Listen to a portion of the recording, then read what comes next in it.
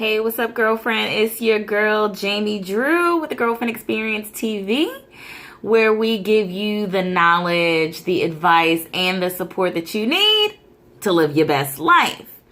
Today, I want to talk to you a little bit about using your backstory as empowerment instead of using it to gain sympathy.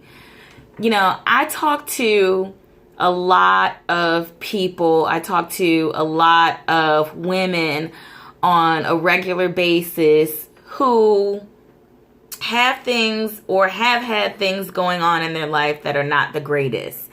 And, you know, when it comes time to talk about how to get your life together, how to make things happen for you, how to make a shift from bad to good, from sad to glad, a lot of people want to tell me their backstory.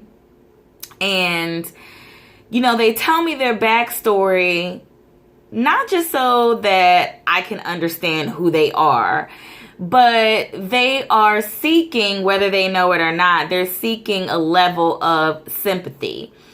And it's really not good to try to gain sympathy, especially if you're trying to do it on a continual basis.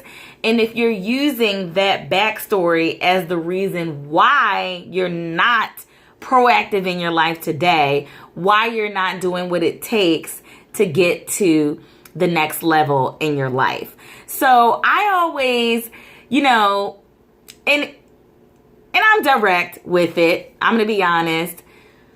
You know, I say, okay, you tell me this story and I feel sorry for you. I do. But now what?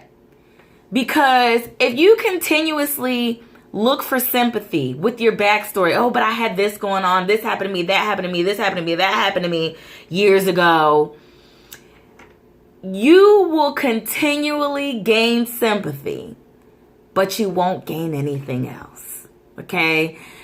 You keep telling that sob story over and over again so that people can understand why you are where you are in life.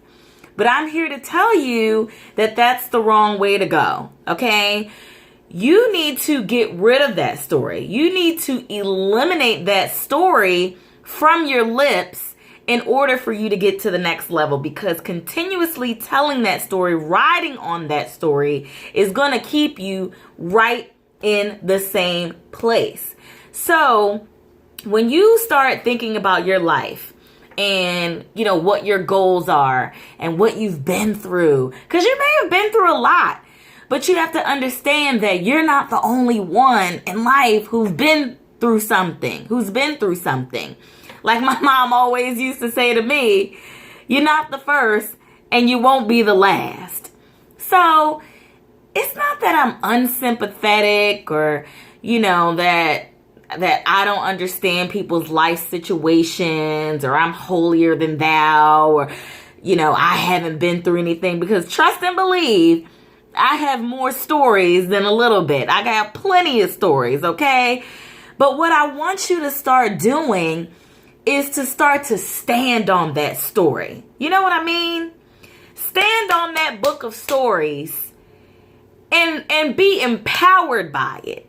Stop looking for sympathy from it, because that's exactly what you're going to get, but you're not going to get anything else. When you tell that sob story of what's happened to you in the past, of what you've been through, you need to be telling it as a way of empowerment by sharing your story, giving back to others and saying, yes, I've been through this and I overcame it by doing this, and look at me now. You need to use it as a part of your success story, not as an excuse or reason why you ain't doing the shit you need to be doing right now. Okay? So if you tell me that you haven't been working for 5 years because you had a death in your family, or because you got fired because your boss didn't like you, I'm going to ask you what you've been doing for the last damn 5 years. Because, listen, and I'm just going to put it out there about death, specifically that it does take a long time to get over people's deaths, especially if the person was very significant in your life. I get that. But now what?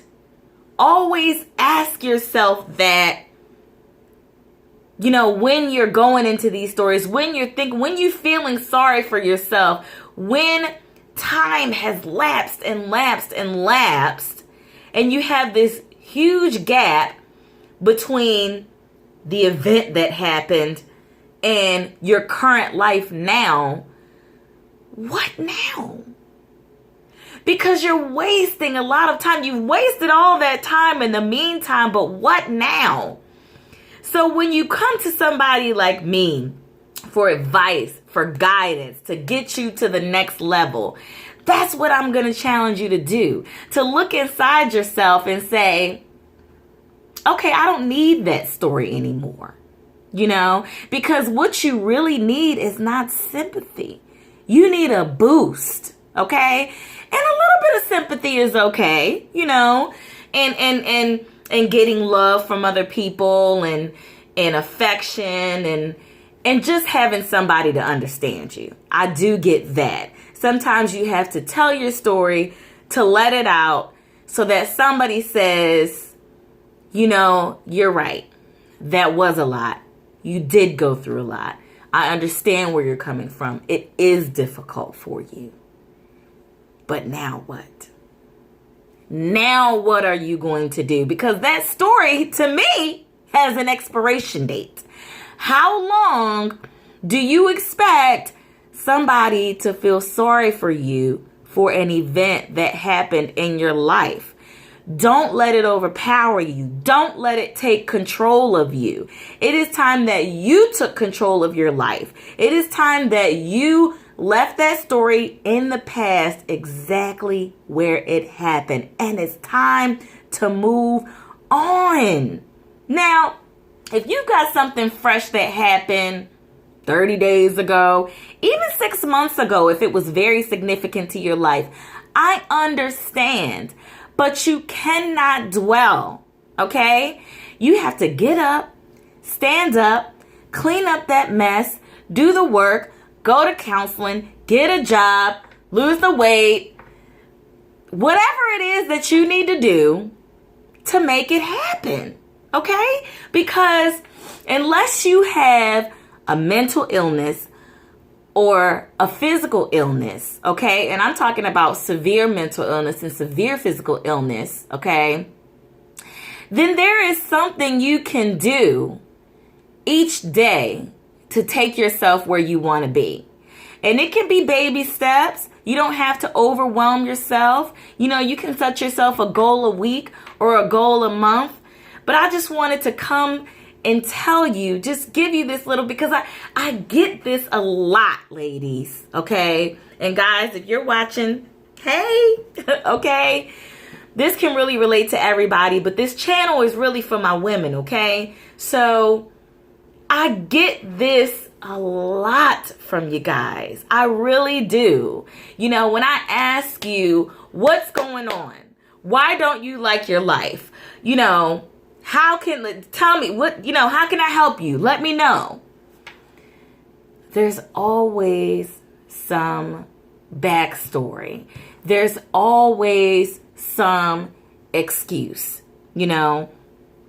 Well, I called them a month ago and they told me they would get back to me. And you're saying that that's the reason you don't have a job.